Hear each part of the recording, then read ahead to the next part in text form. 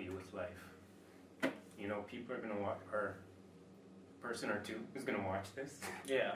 Or 3 or 4 or 5. Slowly building. Right, but they're going to be like, and not even just them watching it, like even us, like even me. Like I talked overly speak about jiu-jitsu, and now I'm appreciating the MMA world so much more. But and that's just a little bit of classes. Right. That's just a few classes. Right, exactly. Imagine when I get a more knowledge, a bigger knowledge base. You get 3, 4, 5 years into it, and you look at it. The game will like totally different. Yeah. But that's exactly what's happening with me in podcasting right now. It's an hour and a half when the final product is done. Yeah.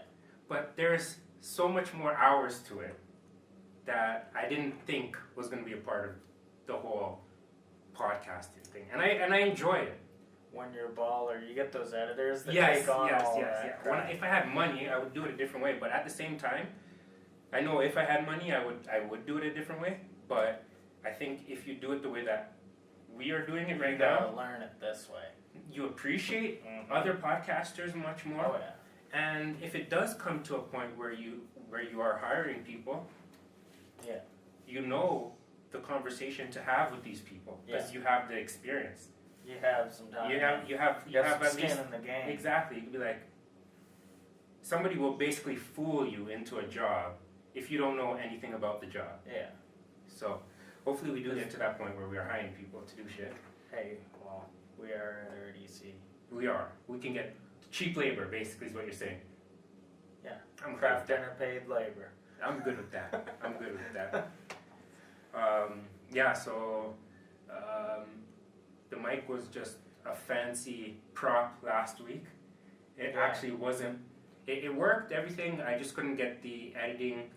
I got frustrated before I finished the editing, and I said, you know what? I can go with this, or I can work hours more on trying to get this to work. Yeah. And I decided to just go with this for last week. So I'm hoping this week I have the patience, the time to make the correct audio work. It'll work. It will work. It will work. And another thing I wanted to say is, I told you earlier that I could do more in terms of this podcast. I'm doing already more than I thought I would ever be doing in regards to just recording a podcast, but I can still do more. And your response was, yeah, you're busy, Rob, and this and that. And you know, it's true. It is true. But if you got more time in the day that you figure you can put on it, you're putting that equity. Not something I'm bragging about. Something I'm really actually doing the opposite. Get some pride out of, though. Hold on. My point here is that busyness, for me at least, I think can almost be synonymous or similar or mistaken for laziness. Yeah. So a lot of things when I'm just not doing shit, to the outside world, I might appear to be busy. When I'm just not doing shit, I'm just relaxing. Yeah. You know what I mean? And that eats me when I'm saying I'm spending too much time on this podcast. I shouldn't have framed like that. I'm spending a lot more time than I thought I was going to be spending. Yeah. But I'm still not spending all the time I can be spending. Yeah. You know what I mean? I can be spending more. I choose not to. Yeah.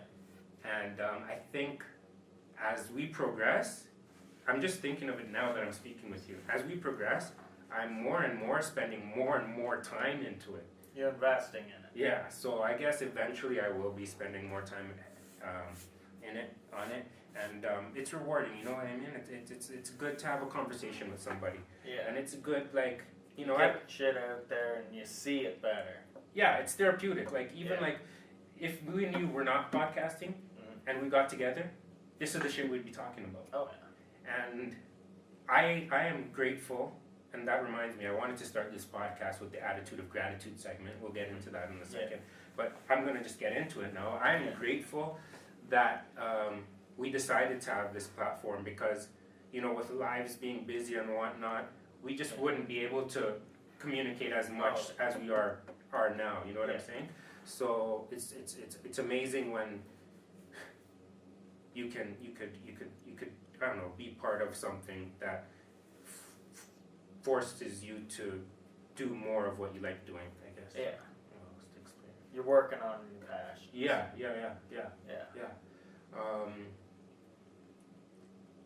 It reminds me of like just business projects or like hustles or something like that. Okay, weed's legal now, so I guess we can freely talk about it. Is like, because I used to sell weed, so it's a thing I can relate to a little bit. But and I worked in a place that's growing weed to sell yesterday. Yeah. You were telling me. That's another tangent in and of itself. Is because like that tangent is I got stopped by police with 2 ounces of weed on my passenger seat, accidentally covered in plastic. Like it wasn't something like I just made a deal, and I just came out the building, and I wasn't conscious of what was on my passenger seat. It was just one of those lapse of judgment. Yeah, it was just very convenient that it was covered. Yeah. And I bring that up to say, like, I got stopped, it was speeding, or I ran a red light, or whatever I did at the time. And all I could think of was the weed on my passenger seat, how scared I am, how much trouble I'd get into if you found out that was weed.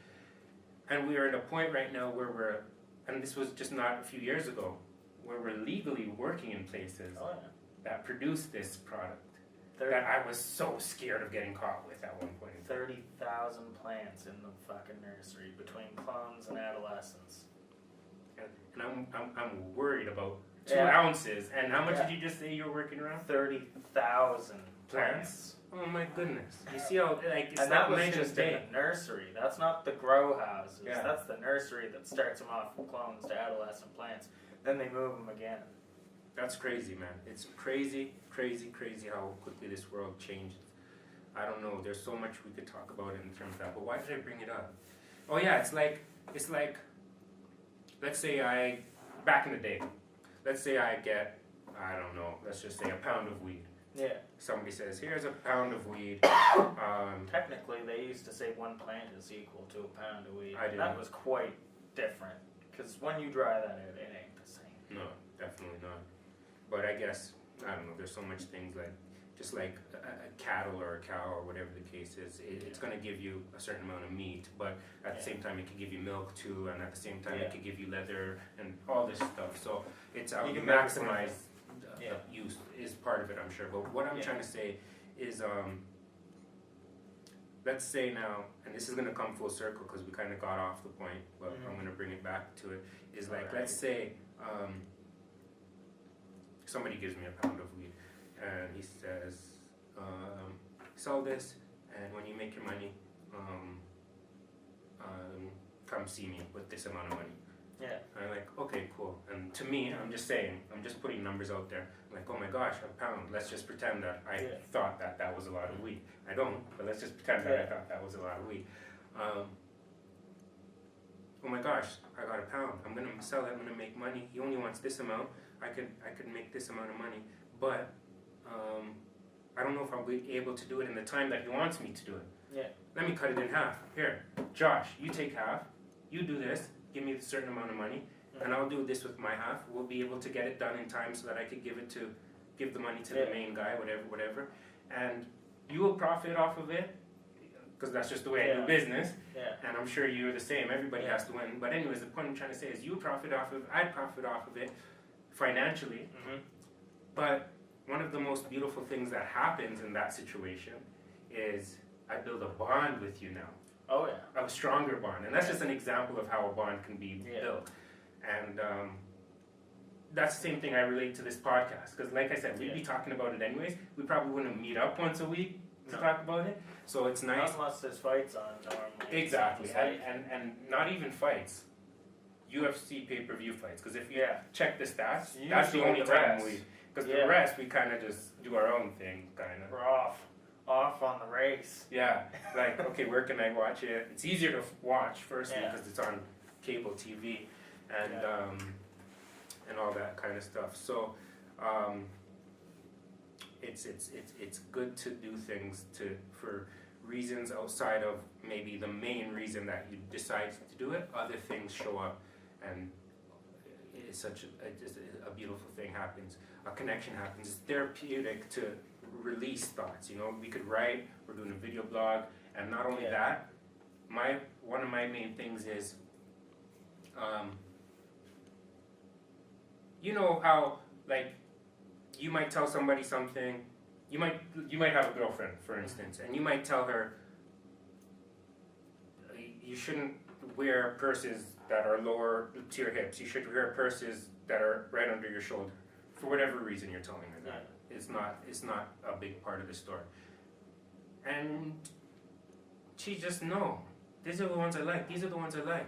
And then she's watching TV one day and she hears Beyonce say, this is a good reason to wear your thing like this. Oh, and the shit changes. And the shit changes immediately. It's just, some people, the stuff that, not only the proper motivation is like, we have our own independent thoughts, independent of any other podcast that is out there, but sometimes somebody just wants to hear it from that particular person. And now I'm not comparing myself to Beyonce, but somebody might be watching it and say, yeah, I like how Rob thinks. I want to hear more of his thoughts. Or I like how Josh thinks. I want to hear more of his thoughts. And if we don't give that person the opportunity to hear our thoughts, we are doing a disservice to the world, basically. You're putting something out there. Yeah. You know, and if it's like Oprah says, if it's one person, it's one. If it's 1 million, it's 1 million. But I mean, if you do what was within your realm. Yeah. You know what I'm saying? That was a little off the... This is the first time we didn't even be like, okay, let's start like this, let's start like that. Just be like, whatever happens, happens. So just ranting. This is like JRE today. I like that. I like starting with weed talk. JRE is this. That was my most recent notification. I don't know if I just dropped a new podcast or something. Oh, you did one earlier today, I think. I just seen a notification. Oh, it's my Castbox app. Oh. You know that app? It was new to me. Castbox app is like an app that automatically downloads podcasts that you say you like, right? We're not on Castbox yet. When we are, you can download our podcast and get the podcast notifications and all these things. But I don't know where this tangent started from, but where I wanted to go with it was there's just so much that we've done, podcast pertaining in the last 2 hours that had nothing to do with this. Like, people will look at it and watch it and say it started now. Yeah. But it started 2 hours ago. A couple hours back. And we're just back and forth trying this, trying that. Because the main thing that we're trying to do right now, and since I have the platform, I think it's very important to expand yourself, to grow, to be better. And by no means necessary and I don't know if you guys want to think that, or you or whoever's watching want to think that this is a negative thought or whatever the case is, but it's just a thought. It's my thought. Yeah. And it's I don't think that, like, if I envisioned how my podcast should be, this is not what I would envision. No? No. In terms of... But you're thinking of it built up to I'm thinking of the final... Like, I don't know if you want to call it the final product, but, like, go ahead. You're thinking of progression, because you're never happy with what you got right now. Right, you're building to something. Right. Yeah. So an example for this particular one that we're recording, I know for a fact that the production can be a little bit better, but at the same time, finances are what the finances are. Yeah. Got to work with the tools that we have, and not only do we have to work with the tools that we have to know how to use the tools. Yeah. And I'm not sure I know all this technical stuff that I'm familiar with it and I could learn, but it's just the speed. So the encouragement part of this comes as this. Yeah. And so if you can get better, if you could get better at something, that should be motivation enough for you to do that something. You know what I mean? Absolutely.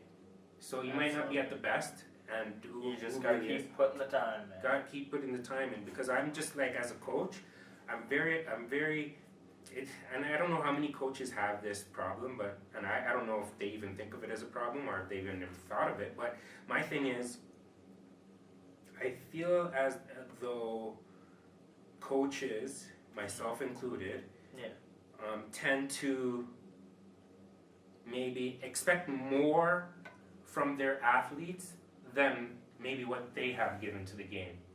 Yeah. What do you think about that?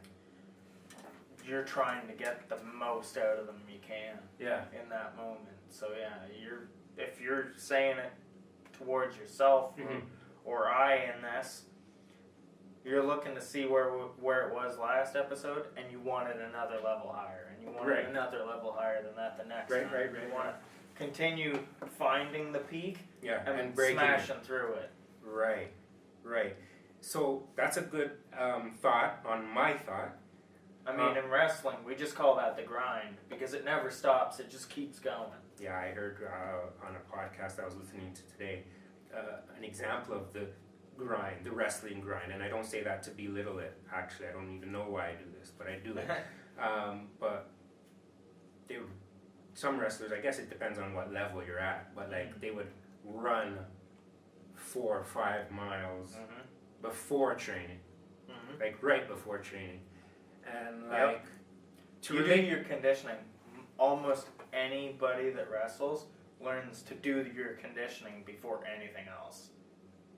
You do your conditioning, your push-ups, your sit-ups, your body weight curls, to everything. Everything. Sorry the about whole that. time. Yeah. You do that, and then you do technique work, and then at the very end, after all of that, when you're tired, when you're hurt, when you feel like you're going to collapse, then you wrestle. Because you're trying to take whatever level that you max at and push it to the next. Exactly. And I just, you always trying to relate things to things that you know, and the closest thing I know is playing basketball. And that is not anything I've ever done on any of my teams. I've never seen any coaches implement that, and I would just have to applaud anybody that goes through that grind, because like running 4 or 5 miles, I mean, if I'm not mistaken, that's like 8 kilometers, 9 kilometers. So 1.8 kilometers to the mile. So just to 1 point. So let's just say 2. It's not a math test. So 4 miles is about 7-8 kilometers, something like that. And I really, because kilometers is how I measure the distance that I run. So you have to do those conversions to get a sense of it. And I don't know if I'm down to jog for like 45 minutes to an hour. And then do the hard work. Yeah, I just did that in the math to figure out like how long that would actually take someone. We would do rolling drills, like actual mat rolling and sprawls and high knee raises, doing bicep curls, carrying somebody's body in your arms, doing bicep curls. Hold them in fireman's carry over both of your shoulders and do squats and lunges off that. That's not even Don't be afraid of the camera, the mic. It's picking up. Yeah? Okay. It's picking up. Okay. That you would do all that, and then do your pummeling drills, and then do your bridges, and then all that, and then you start working on technique. And then you go from the technique, whether you were looking for single leg takedowns and then running the pipe off of that, and you would go from that to maybe, okay, well, we're gonna drill a gut wrench off the mat. Not that it applies to MMA really, but just something you might. It's another position that you find yourself in wrestling, and then my coaches specifically, we would get done that, and then they would do, they would get us to spin circles with our partner, arms behind your back, your chest is against your partner's back, and you're circling their body using your legs only. back and forth as another conditioning drill, and then we would go to live wrestling after that. It was grueling. Yeah, I have to laugh because I'm comparing what you just described to what I did this morning as conditioning. Yeah. And whatever I think I did today for conditioning pales in comparison. Yeah. Pales in comparison to what you just described. But that's when I was 11, 12 years old and starting doing that. It pales even more. It's just beginning to pale all over the place. But here's the thing though. Yeah. When you do that, when you get that, it instills something in your character as a person. I'm gonna push past. I'm gonna get to this level. I'm gonna see this level, and then I'm gonna go past that and again. Is that why? All the time. Is that why wrestlers are the most dangerous MMA fighters? You have Is that a correct statement? Firstly, you're the most mentally tough. Yeah. You're the most mentally tough. If you have a game plan, you're most likely, if you're the wrestler, you're most likely to stick to it. Most wrestlers fall into one trap, though.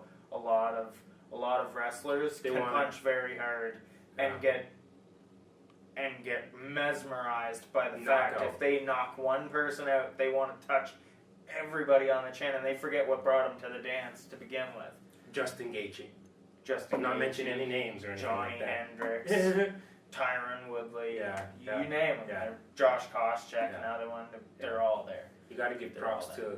And that's another thing I should ask you. And they're all big one-shotters.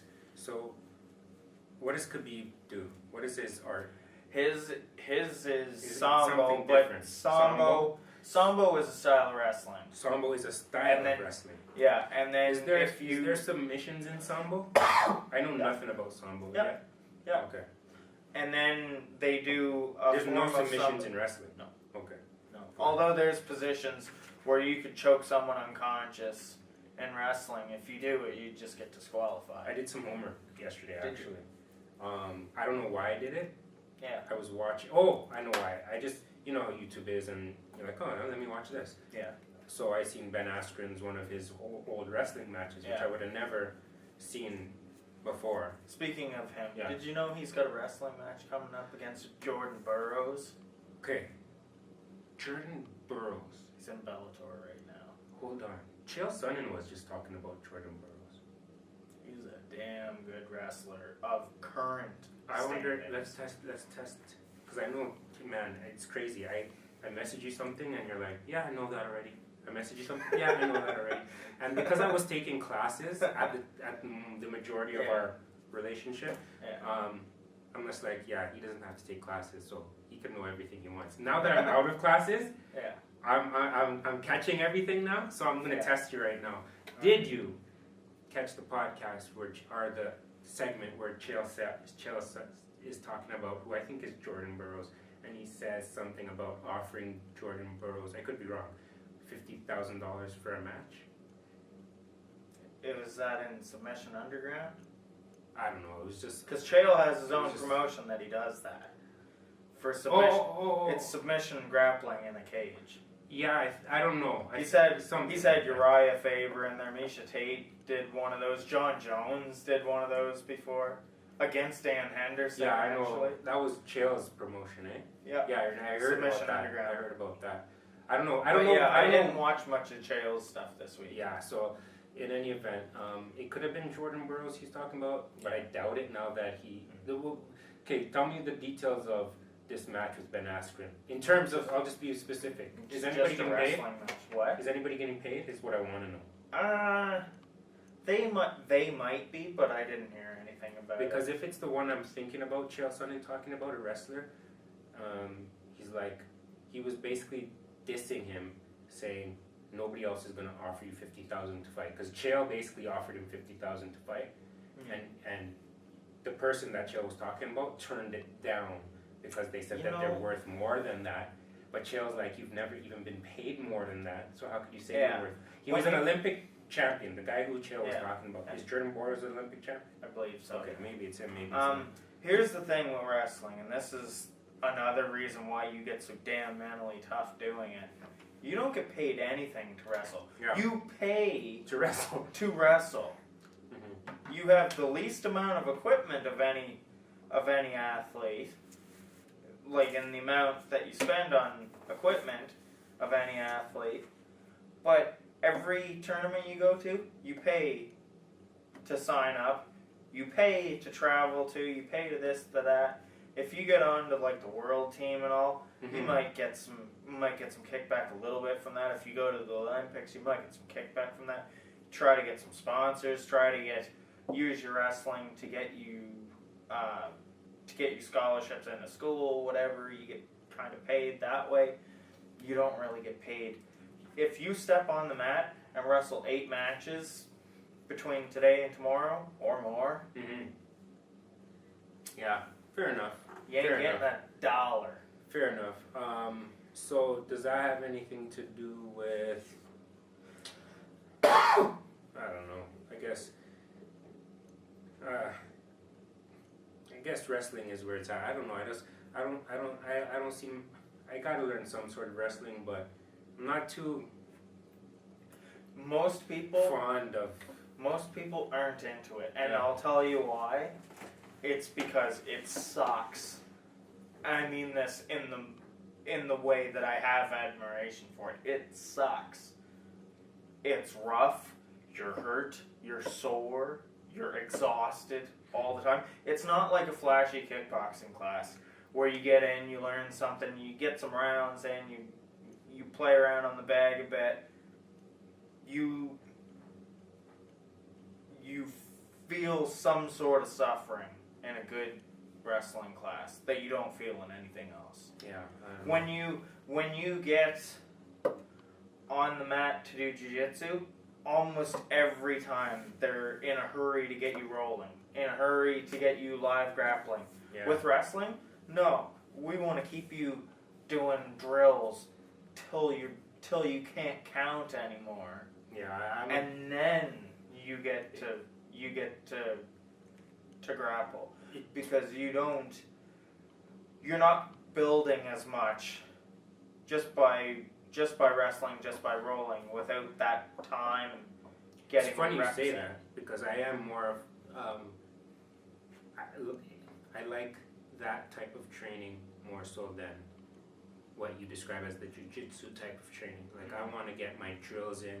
Yeah. I want to get my foundation in anything I learn. But you're a basketball guy. Yeah. You do drills. Yeah. You do drills, so that's natural to you. Yeah. Exactly. You don't have sufferable Yeah. amounts of Yeah. exhaustion. Yeah. I guess during if the drills are basketball like suffering is a big part of the drills, I wouldn't like it all that much. I mean, I'll work with you a little bit of wrestling one day. Yeah, for just sure. for the hell of it. I hope to show more you. than one day. Oh yeah, but I'm Okay. just saying one day, just in saying. Yeah. I'll show you what one of them classes is like. After you do bear crawls for about 10 minutes, Yeah. you'll probably want to punch me in the face, but it'll be good reason. You know, I think I've done bear crawls, but not for 10 minutes. So I think I'm familiar with it, and Yeah. I can anticipate that. Yes, I would want to punch you in the face if you somehow got me to do that for 10 minutes straight. Here's something. When I was doing a lot of personal training, Yeah. especially in the summer months, you know the hill in Lower Fairview Yeah. that goes up where you got the stairs on one yeah. side. Okay, on the other side of the road, Yeah. you got this grass hill that goes up and down. Mhm. I would have people bear crawling up and down that. Oh shit. Yeah, I would do that too, but bear crawl up and down that big motherfucker all the time. You see that I was telling you what I thought I was doing to condition myself this morning pales in comparison. I was actually just surveying the area, because where I moved there December 1st. Yep. And for our international viewers, we're in Canada and it's cold December 1st. So you're probably not going out around so a whole lot. Today was actually the first day I could actually say I went around for a walk and kind of explored my area. You didn't get out on Monday when it was 21 degrees here? What was I doing yesterday? What's the Monday. No, today's Wednesday. Today's Wednesday. Oh, Monday I got out. Oh no, I had an exam at 7 p.m. Yeah. p.m. So basically I stayed home studying all day. Okay, So, that's yeah. a good reason not I to. messed up on that day. That one was. It's messed up still because even in like studying or homework, or you got a lot of office work to do, or whatever you do in your life, Yeah. I think it's wrong to not. I know it's wrong not to go outside and get some sun. Yeah. In regardless of what you're doing, Mm-hmm. and I didn't do that on Monday, but I'm just saying. I die a little inside if I don't get an hour out in it every day. And you know, sometimes it's almost like you might not even notice it till like a day or two that you didn't go outside. Yeah. That as soon as you go outside, like this morning for me, was just like, oh my gosh, this is what I was missing. I notice it in my sleep patterns. If I don't get some time outside in a day, I don't sleep right. It's like, damn, this is what Or I was I don't missing. sleep as well. I sleep, man. That's one thing I don't have a problem. Sleep is one I do really good. I do really well in the art of sleeping. Myself, almost all the time, I want to wake up after 4 hours. I wish I had that And problem sometimes. I hate it some days. Yeah, I guess Some grass is days. greener. Because some days you need that extra 4 or 5 hours. Yeah, and sure. If I was training for something to compete in right now, I would have to force myself to get 8.5 hours every night. Yeah. I would have to. Yeah. Right now, I can juggle work, podcast, writing stand-up, doing a bunch of stuff. Fine. And mind is going non-stop, so alright. When I gotta cut that down and just boil off the crap, Yeah. that's a hard switch to get into. Yeah. I could imagine. Could imagine. Yeah, last week's fights wasn't all that. Listen, before we do that, attitude of gratitude, I was gonna say, and I don't wish to put you on the spot. Yeah. And I don't put you on the spot, so I do actually. There's no taking You're it back about now. to. No, but in any event, I just wanted to wear this shirt as an indication or as a reminder to, you know, we use the term sponsors a lot. I use the term sponsors a lot. Yeah. But I want to change that word. I'm just thinking about it now talking to you. A word more that describes, like, I don't want to ever have the suggestion, I don't want to ever suggest that because I've done this for you, you must do this for me type of mindset. Yeah. I just want to, instead of mentioning sponsors, just mention people that we're grateful for, organizations that we're grateful for. Yeah. You know what Friends I mean? of the podcast. Friends of the podcast. Yeah. And stuff like that, and the individuals or the corporations or the groups that want to sponsor in any way, that's great as well, but you don't have to sponsor to be mentioned or anything like that. And I want it to remain the same when we have 1 million viewers. Yeah. You get what I'm saying? So anyways, I wear this. They did give me a lot of money. But I'm just grateful, more so than the money. And they didn't give me money. I'm joking. They are assisting me in specific ways to continue my life's journey as a leader, and maybe even one day how to form proper sentences. I don't know. But for the time being, this is Hunting Hills Lightning Basketball. And I guess Adidas sponsors them. I'm not sure what the Adidas thing's all about. Maybe they just printed this on an Adidas shirt. I never understood how this works. That's an Adidas shirt. That's an Adidas shirt, and they got their logo on it. The Adidas shirt. Okay, fair enough. Adidas wouldn't sponsor a high school. They do sometimes. Yeah? Even with wrestling programs, they do. Oh, okay. Well, in any event. Adidas specifically in that case, for they had something for an entire high school. They were going to outfit an entire team there just earlier at the start of this year, this wrestling year. So the last season that just ended. Oh yeah. Those companies do that. They get kickbacks from that. I'm sure they do, and that's the thing too. And this is this is the one other thing they get out of that. They get athletes in that gear. They get proper feedback of how that new gear is to when they sell it to the rest. Mm-hmm. That's how their business works. Yeah, fair enough. Fair enough. They partner. Hunting, They partner, basically. Hunting Hills is the Lightning is the school that I've been fortunate enough to coach for the last 2 seasons, basketball. Yeah. Assistant coach 2 years ago. Head coach, although I don't like to use that term, but for the sake of describing. You're leading it. You're head coach. No, you know why I kind of shy away from that is because if there's one coach, then saying head coach means nothing to me, really. Yeah, but if you have coaches, and I'm gonna say this in fighting respects because this is what I know mostly. Mm-hmm.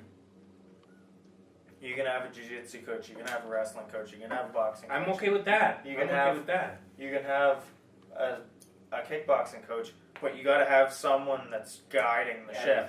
Yeah. As a basketball coach, you can have assistant coaches trying to shore up loose ends on the team, trying to fix little things, but you got to have someone leading that to get to the avenues of what you got to get. The person that's orchestrating all That's these your other head. coaches doing. Fair enough. I don't say you're wrong. But my philosophy was, again, if I'm the only coach, which I wasn't, I want to be clear, but if I was the only coach, then I'm the coach. Doesn't matter. I'm the coach. I don't know You're how just to being say it. humble and you're not taking the top spot when you got the top spot.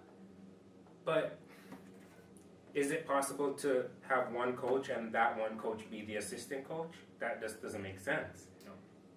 He's not the assistant coach. We all know what kind of coach he is. He's the only coach. I'm not going to say I'm the only coach. I guess saying the head coach would be ideal. But anyways, that's not even the situation that I was in. Yeah. I had another coach. Yeah. And I didn't want to use the term head coach, although I did, because sometimes to communicate with people, and people are accustomed to language being a certain way, you say things, but like I didn't really mean, if I ever said it, I didn't mean like I'm the head coach. Why I wanted to shy away from that is because I didn't see my contribution to the team as any more important to who we call my assistant coach contribution to the team. Yeah. You get what I mean? So I on many occasions would say, this is my co-pilot. She wouldn't say anything really, but I would want her to say that I am also her co-pilot. Mm-hmm. There's nobody on top of anybody else in the terms of that. So I don't know. That's just something that I thought about. Stuff coming to mind. Yeah. So why were we talking about me coaching? Anyways, I had the opportunity to coach at Hunting Hills. I'm so happy I wore this shirt, else I'd totally forget everything. Yeah. That one circled a bit. That one lost. Yeah. I don't know, man. Like their administrative team has been always helpful and supportive of me, and I haven't expressed or communicated to them any of this stuff, but I feel it, and maybe I should communicate it to them, because to me I feel that I'm sure somebody else could have or would have eventually given me a shot, I guess, but they gave me a shot, and I was just like, maybe I faked a few things to get the shot. But you earn it once you're there. I've been there, and they're very happy that I'm there at least. Yeah. And I'm happy that I got the opportunity, because I can't coach unless I can coach. Like, you can't get better at a thing unless you're doing a thing. You get what I'm saying? So thankful for that. They're supporting me on a few other ventures that I'm going to think about how I'm going to express it before I just express it, because it needs to be expressed the right way. So I'm going to put a little bit extra thought into it, maybe the next podcast before it is in connection to my trip to South Africa, which is a leadership experience, a growth development experience. I'm going to just start putting the link at the bottom of these videos. It's a 5-minute clip of what exactly that experience is going to be. Not exactly, but closer to exact than what I could explain to you, because I haven't been on the journey. You're going to yet. have something to demonstrate. Right, and I don't want to do it a disservice Yeah. by wrongfully explaining it, I guess you could say. The information's in the link. You want to do it right. Yeah, and I want people to understand it better than how I would explain it. Yeah. So they're supportive of a lot of things. I wanted to shout them out today. I'll continually shouting out Utoya because I'm in love with their product. Cannabis, CBD oil. Yep. Taboo subject, I guess. I don't know, but Not so much at this point. Not so much anymore. But it might have been even 5 years ago. It might have been, but it's I think there's much. levels to everything, and there's still a transition. Transition. Transitory. No, I'm just Transition. Okay, we're going through a transition right now, where I need to learn English. Okay. Yes, as we've clearly pointed out a few times. You said you like watching Michael Bisping's podcast. Yes. He's from England. Yes. He's got that language figured. Yeah, I'm gonna. Good segue. I'm gonna continue the conversation with Michael Bisping. Yeah. Because I had a little bit of a conversation with him today, if you want to call it that. And that reminds me, I wanted to do a video question for him, but I'll do a video question another day. But Believe in Me podcast, one of my favorite podcasts that I currently watch, and no jokes about it. Not to hide anything. Let's keep things as transparent as possible. In my opinion, I kind of like to model our podcast to the Believe You Me podcast. Yeah. And we've talked about this before, because of many reasons, and we're not going to get into those reasons right now. But the conversation I had with Michael Bisping today is I just emailed them a question, and they read it online, and that was my 5 minutes of fame, which was really actually 2 minutes of fame, and I thought that was an extended period of time because most questions, I don't know, I don't time the questions, but maybe it was because it was my question, but they spent a lot of time actually had a good question. analyzing my question. You had a good question. Yeah. That's what it is. You can't compete in the cage with contacts in. Most places don't want you to do that. There's some people that get away with it because they don't say. But if you are wearing glasses to the cage, Yes. and then take them off, it's going to take you a while for your eyes to centralize everything and pick up everything as well as it needs to, as best as it can. Are you just wearing them for show? Exactly. Because if you're wearing them for show, you look kind of like a dick. Yeah, exactly. And it's And Louis J. Gomez happened to say that earlier in the podcast, calling out Michael Bisping, I think, about that. I think we're going to refer to him as Louis Gomez from now on. Oh, he likes that J pronounced. That's exactly why that's exactly why we're going to go with Louis Gomez from now on. Only because they treated my question with so much respect. And you listened to my question. And you didn't catch this. And I didn't tell you this yet. But there was a point in time when they were discussing Robert McFarland's question. Yeah. Where Louis Gomez, yes, I said it, Louis Gomez. Oh, you're on a kill streak here. You do know he's fought one fight at least at this point. And you know what? That's actually, you're bringing some gold today because I told you I'm going to go do my first amateur fight. And that's what he did too. I told you that my goal is to go into the ring, I don't know if you remember this, against another amateur that has one amateur fight, and that one amateur fight was a win. I didn't think about Louis Gomez at the time, but I wanted to face somebody who was 1-0 amateur. I didn't want to face somebody, and that's just a number thing, but I didn't want to face somebody equal to me or lesser than me. I wanted to face somebody just a little bit better than me, and that's what the 1-0 represents. So I'm calling Louis Gomez out. Right here, right now. I don't know what weight he fights at, but I don't know how big he is. I don't care. Remember. He fought a comedian last time, though. Fought another stand-up comedian. I'm not a comedian. I'm an But amateur he fighter got- with a 0-0 record, and I'm telling you to bring it. And I didn't tell you why I'm telling you to bring it yet, but I'm going to tell you soon. Go ahead. You do know he's held his own doing rounds with Bisping himself, though. The former middleweight world champion, right? Yeah, that might. He also did say That might be an issue. I take it back. he did also say that Michael Bisping isn't quite so well known for his grappling ability. Yes, and he he grappled the felt fuck like out of him. he was being toyed with by a lion. Let me tell Michael you. Bisping actually is well known for his grappling. He just doesn't use it a lot. Let me tell you my beef with Luis Gomez before I forget. Okay.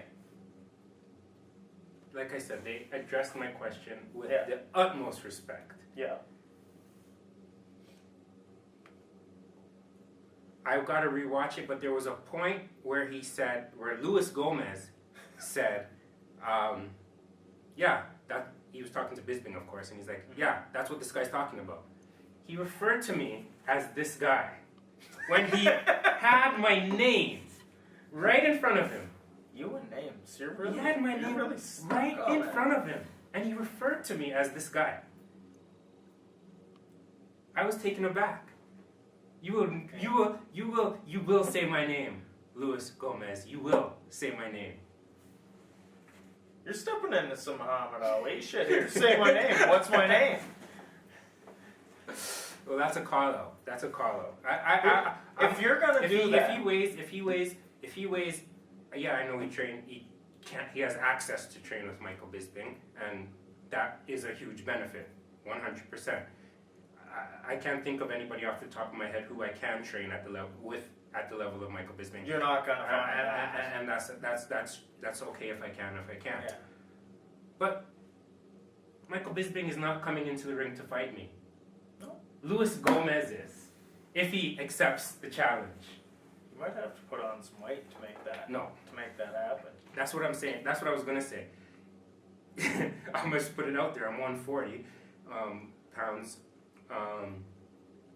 and I would imagine I'm taller than him. I'm 5'11", 5'10", 5'11". I don't know. I haven't measured myself in a long time, and maybe I've shrunk a little bit. I don't know. But I was 5'11" at my peak, I guess, and I'm sure he's maybe 5. What would you say? I don't know, because I've never actually seen him off of that podcast standing Yeah, it's hard up to around say. people. I mean, I just kind of assume he has the same height and ish build of Joe Rogan because he was on How tall is Rogan's. Joe Rogan? Rogan's 5'9". Yeah, that's what I was thinking. 5'8", 5'9". But he was on Rogan's podcast recently, and it's not like he was standing up and talking to him, but when the camera would defer back and forth, they didn't look like they were that much difference in size, at least from the table up. 5'8", 5'9". I'm sure my reach is more than his. So, Well, if you're gonna say stuff like this, yeah. you best know when you do get inside the fence Yes. or the ropes. Yes. If you throw a jab and it's not followed by, "What's my name? What's my name?" There's gonna be a problem here. You're gonna get your number 2. Just because you said that. He will be saying mine. Okay, let's get off You're this. stuck on that. No, but on a real tip, and I know that they, I feel that they have the same things going on for them in regards to everything that they do. I know Michael Bisping's acting, and he's He does a lot of stuff He's doing like for a that. lot of stuff, but Yeah. like they're always about improving, and I think we're like-minded in that sense. I think we're like-minded in that sense.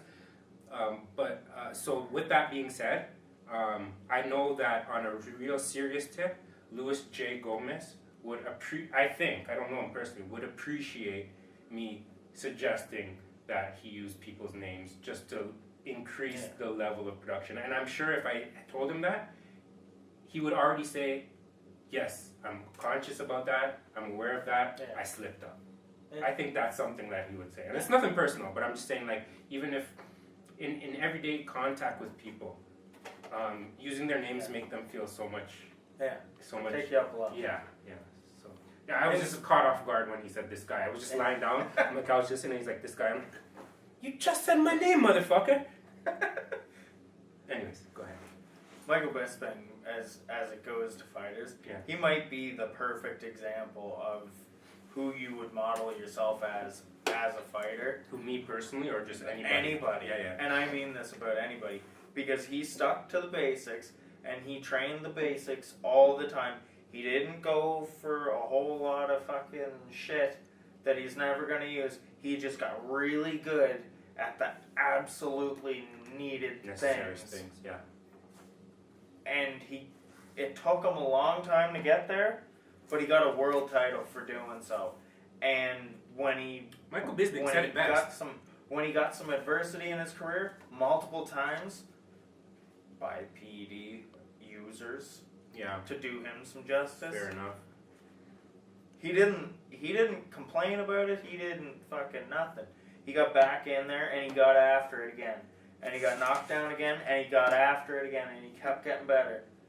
And if there was anybody to say that's the example of why you train the shit out of your fundamentals, train the shit out of your jab, train the shit out of your right cross, like him in the fight with Luke Rockhold, your left hook, your lead left hook, when you see that arm dropping and that shoulder dropping, come with that over the top. When that jab is thrown, that lazy jab, and it's pulled back but the hand's low, come answer it back on that same side with the hook. You know, fans, and I'm putting myself in that bucket, of any sport, I feel like a sense of pride, a sense of accomplishment, a sense of a good feeling when certain things are done athletically from other people. Like we've kind of lived vicariously through these athletes. A little bit, I guess. yeah. And I guess fighters are one really unique type of athlete. They are the athlete that's recognized for entertaining all the other athletes.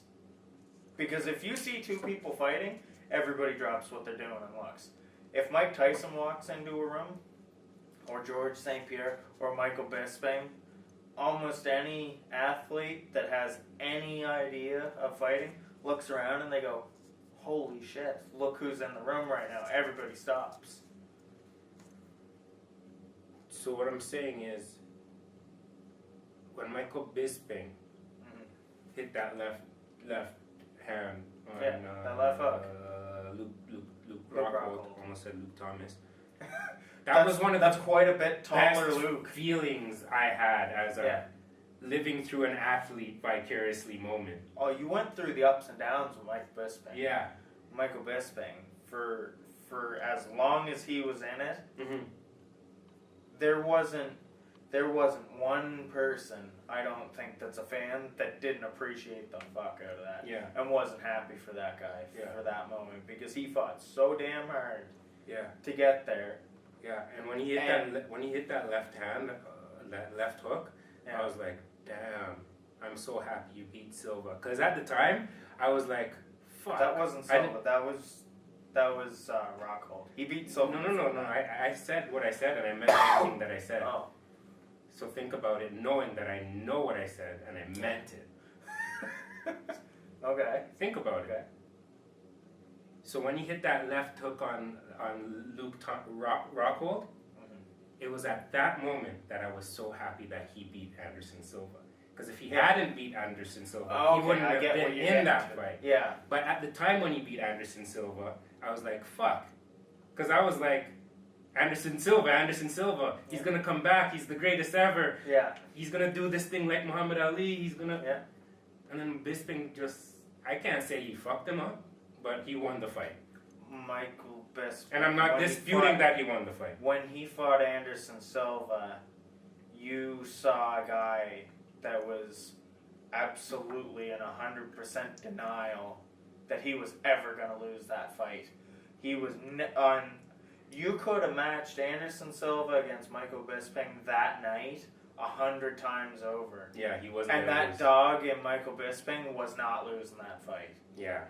I mean, that knee he took when the mouthpiece fell out, and he points at the mat to try and get his mouthpiece back. I think Herb Dean was in the cage with him. Maybe.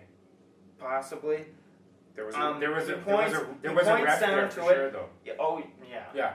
But he made the cardinal sin in that moment of being a fighter.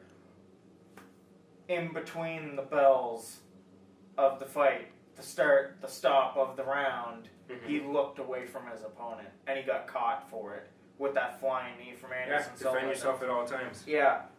Be aware of your opponent at all times.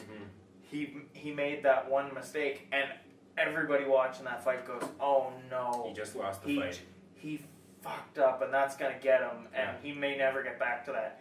He came out that next round and won that next round, and that's why I say that night he could have fought him 100 times. He was never losing that fight to Anderson Silva that night. Yeah. There was something special about that night. Yeah. Sometimes that was just undeniable. He was winning that, and then he was going on.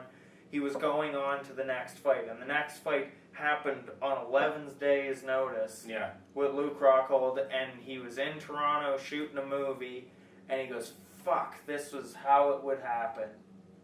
And he's said multiple times, he got out and he just started running through downtown Toronto to see what his conditioning was like. Takes the fight, makes the most of it. A lifetime of work, one eye all completely fucked up in the process trying to get there, getting fights and losing to guys that, you know, may have been impacted by some of the stuff they were using. Yeah. Vitor Belfort probably more synonymous than any of them. Yeah, for sure. Because he's a different animal when he's on something than when he's not. That is his confidence. That is, I think, one of the most obvious cases. Yeah. But in regards to Silva taking that knee, I was just making notes, mental notes while you were saying that. And sometimes you think, maybe that knee made him perform even better. Michael Bisping. That knee. Because sometimes you get defined his performance that night. Sometimes you get hit. And it wakes you up. And you're like, yeah, all right, motherfucker, let's do this. Yeah. And without that wake up call, you never know what would happen. He was winning that fight up until that moment. Yeah, for sure. He was winning that fight up until that moment. For sure. But to come into that next round, I don't know what round it was, but to come into that next round, that knee, as strong as he did, I don't know. Like, does he come that strong without the knee? It took him to the next level. Yeah, exactly. He didn't. If he didn't face that adversity in that fight, he wouldn't have came out in that fourth round like that. He would have still been beating Anderson Silva to the punch in the fourth round. We have to do another podcast. Yeah. This week. Yeah. Do you have a date tomorrow? Tomorrow? Same time? Yeah. Or earlier. I'm off tomorrow. You're off tomorrow? Okay, we'll figure it out. Anyways, we got 10 minutes, so I do want to, again, shout out Hunting Hills. They're the best. Alberta Sport Development Center. Again, as for last week, their mission hasn't changed. Provides improved sport experience for Central Alberta athletes and coaches. Yep. Awesome coaching development program. Their vision is to enhance sport in Alberta. They're amazing. They're raising champions at home, and there were just some things that I don't know if we're gonna really get to, but let's talk about Wolverine. Did you watch the fight? Yeah, I did. That's the only fight off that card, actually, I watched. Yeah, no, I watched the co-main, because Khabib had something to do with that, so I'm like, okay, let me see Khabib's buddy. There was a lot of Russians in Dagestan. Khabib looked like a mafia man with that. Did you see how he dressed? Not so much how he dressed, but just the hat he had on and his demeanor, not his customary fluffy hat thing. Yeah, he had like, oh man, you'll see it. I can't remember what the name of the hat is. And I was just like, damn that guy's fucking straight mafia. Connor doesn't know who he's fucking with. Speaking of which, there's so much to talk about. I think I texted this. Maybe I should look at this real quick. I shouldn't drink coffee right before I do this podcast because now I'm just like. But You're anyway, all over the place. yeah, A little bit. I know, right? But one of my thoughts was, and I think this is an important thought because I don't even know how important Overeem is to talk about right now. But no disrespect to Overeem, he'd kick my ass. He's got the nastiest record of guys that he's beat in the UFC. He's got a huge record. He's got such so many a fights. nasty record of top guys that he's beaten. Dustin Poirier's next fight. It's gotta be Khabib. Wrong. So wrong. So wrong. So wrong. It hasn't been announced, anything like that. But this is I've suggested unless things. they take away that interim championship, that's what's supposed to happen. This is what I think everybody needs to know. You said unless they take away that champion. It's a good point you just made because they could do whatever the fuck they want.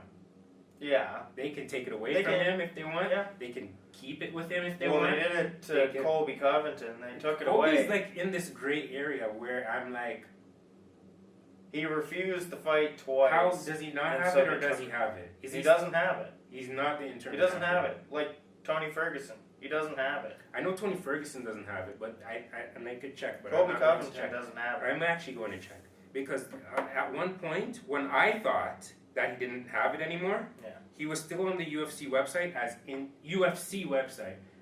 champion. This was like at least 2 months ago, maybe, I'm guessing. But I'm like, I thought they took that shit away from him. Oh.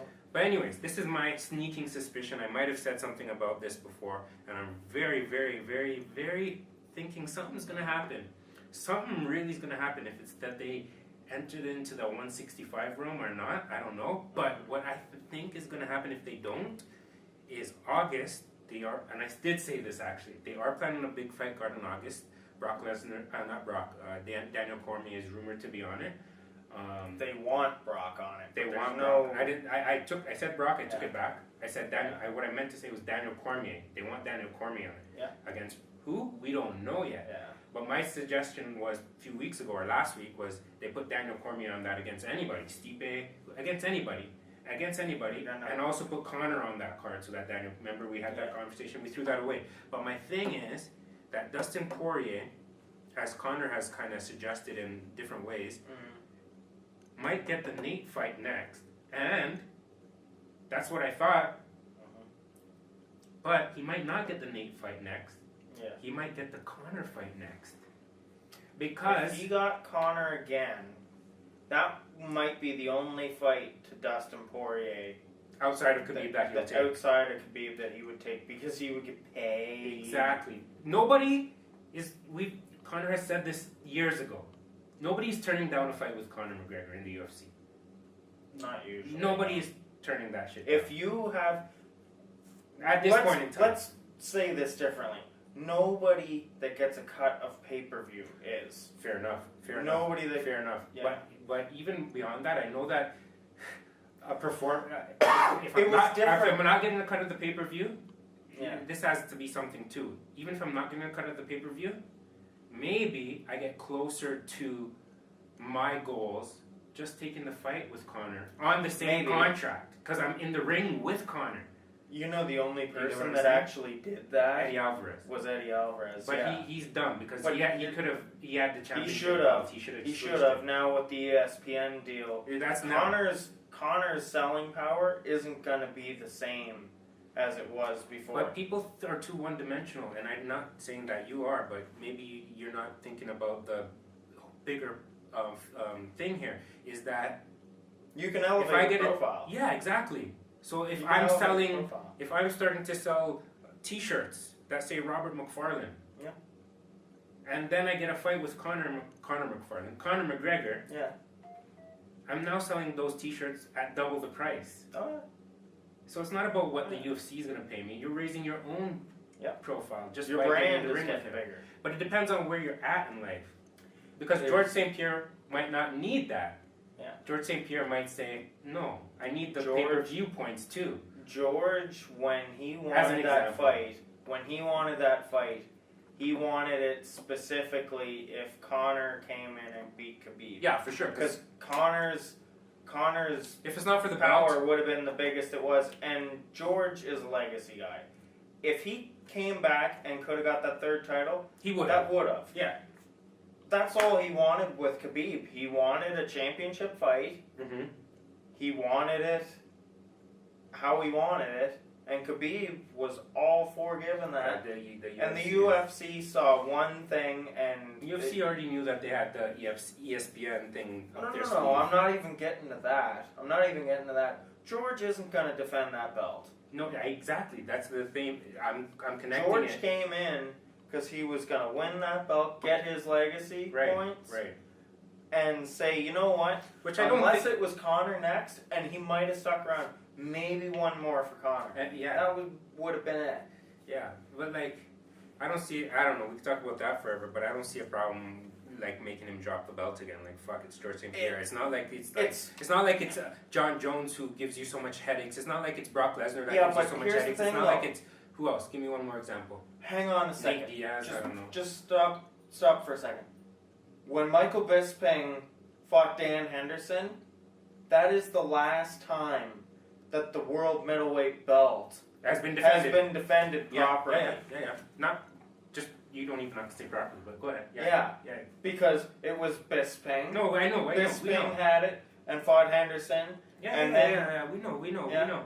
And then it's been an interim champ. It hasn't been defended. And shit has been all over the place. That the UFC, and this is any fighting promotion. That has something to do with George St. Pierre, but George St. Pierre wasn't the one who injured Whitaker. No, George St. Pierre wasn't the one that made Yoel Romero miss weight twice. No, but you're missing something. It throws the division into flux, and that fucks with the promotion going forward. It's not just the one thing.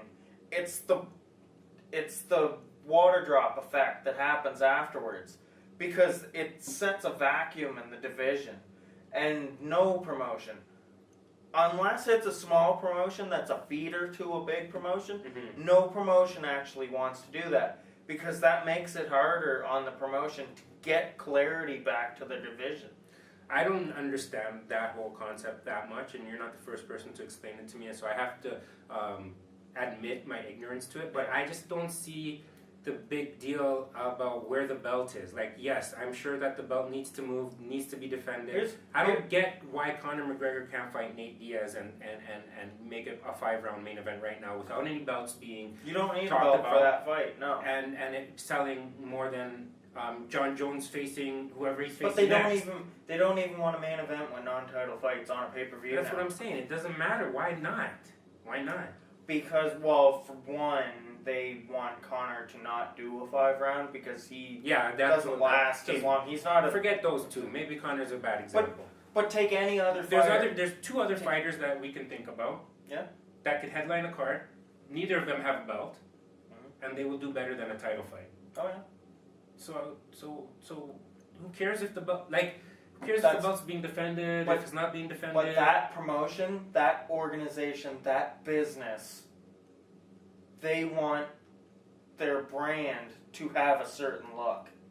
They want their pay-per-views to follow a certain order. They want their ESPN shows to follow a certain order. I understand stuff that. Like that. I do understand that. I'm just saying I don't think it's as important. And there's sometimes, like I told Hunting Hills the other day, I don't mind being the exception to the rule in terms of what they can do or cannot do for me. You know what I'm saying? Yeah. So there's an exception all the time. Okay, so literally we have 2 minutes because they're gonna close at 9 and we have to do some things. But to finish that point, my prediction, because we do predictions at the end, one of my predictions is Dustin Poirier either gets Nate or Conor next in August, and in September, Khabib fights Tony Ferguson. Winners can meet each other, losers can meet each other. There's 5 people Winners in that. meet each other, the losers of the two. There's 5 people in that scenario though, so there might be something else happening because it's Dustin, Nate, and Conor. Those 3 are somebody's gonna fight there out of those 3, and only one can go at a time. Yeah. And then Khabib and Tony Ferguson. So the winner of this and the winner of this love triangle. However they sort this out. If Conor wants to fight Dustin, well, you know what's gonna happen. If Conor doesn't want to fight Dustin, I think they give that to Nate. And Dustin will take that fight, and Nate will take that fight. You know the fight I think that should happen is the only one out of that bunch that hasn't happened. Which one? With Connor, Yeah. it's only been Tony Ferguson that has now. Tony Ferguson, I think out of those 5 people that we mentioned, I think Tony Ferguson is the most dangerous. But Conor McGregor and some other guys, and maybe all of them, if they're smart, they can avoid him because he's older than all of them. Yeah. So if they're smart and they have a good thing, they could either avoid him entirely, or they can get him when he's a little bit too old. Yeah. You know what I mean? And that's, if I was one of those 5, I guess that's not the heart of a true fighter, but if I was one of those 5, I'd be like, hey, except for Khabib. I think Khabib has the best chance against Tony Ferguson out of those 5. That's just my opinion.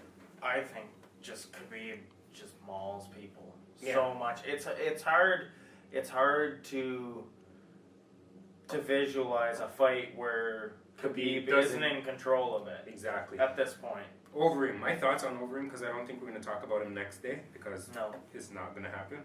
But no disrespect to Overeem, but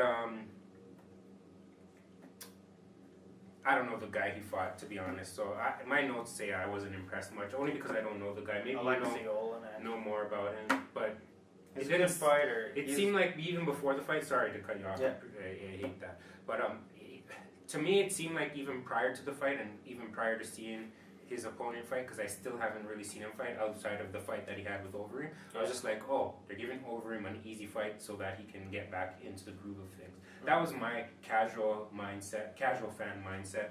So I don't know. What do you think about that? He fought a tough guy. He fought a tough guy that doesn't have the name recognition of some tough fighters. Mm-hmm. But those fights are what help you rebound to get you back. Yeah, and I don't know to the top of the division. Here's one thing, and really seriously think this one. Yeah.